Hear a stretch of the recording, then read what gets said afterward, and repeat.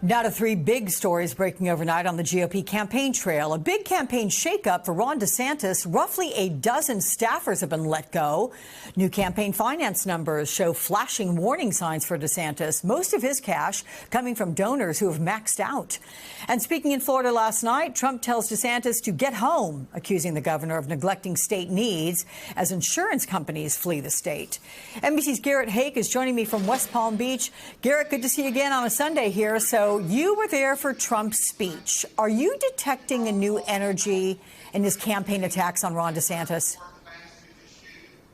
Yeah, Alex, I do think that's the case. Donald Trump and his allies clearly smell blood in the water when it comes to Ron DeSantis, and they are not backing off. The speech last night was an hour and 40-minute stem winder. Now, it was mostly focused on education topics, culture war topics. He's speaking to a group of conservative activists who are currently booing Asa Hutchinson pretty lustily behind me as Hutchinson is on the stage. This is a very pro-Trump audience.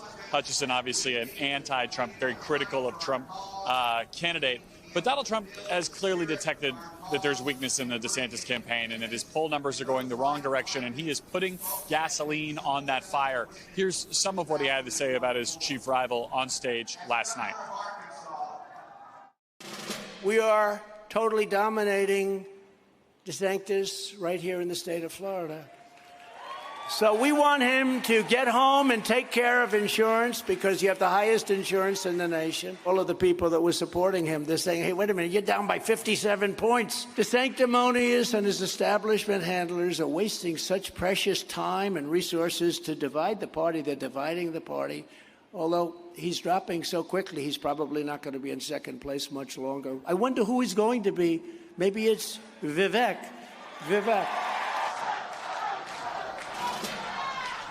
And Alex, as the crowd behind me chants Donald Trump's name, it just gives you an idea of what a home game this was for the former president, how well that message was received. Frankly, a lot of these folks are Florida residents. They voted for Ron DeSantis as their governor. So Trump's line about that's the job he ought to return to has some strategic value in and of itself. Not saying he's a bad guy or a bad conservative necessarily, but that he ought to stay right here in the Sunshine State. Mm-hmm.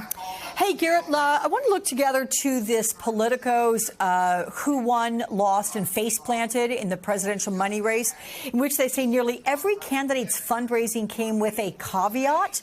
I know you looked it over in depth. What stood out to you?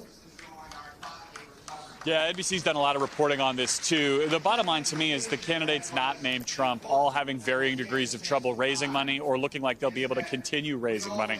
Look at Mike Pence, for example, who managed to raise just over $1 million. He's in danger of not making the debate stage, not meeting the requirements, the minimum donor requirements to make the debate stage. That's shocking for someone who's a former vice president of the United States. And then when you look at DeSantis, here's a good caveat, for example. He raised a ton of money, something like $70 million between he and his campaign.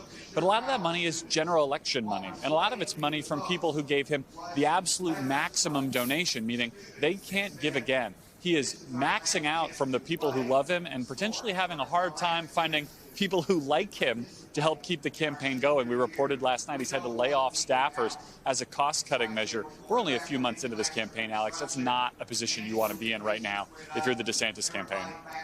Yeah, and listen, there's the answer to the question, everybody. We asked earlier which one face planted. It was Mike Pence. Thank you, Garrett Haake. Good to see you, my friend.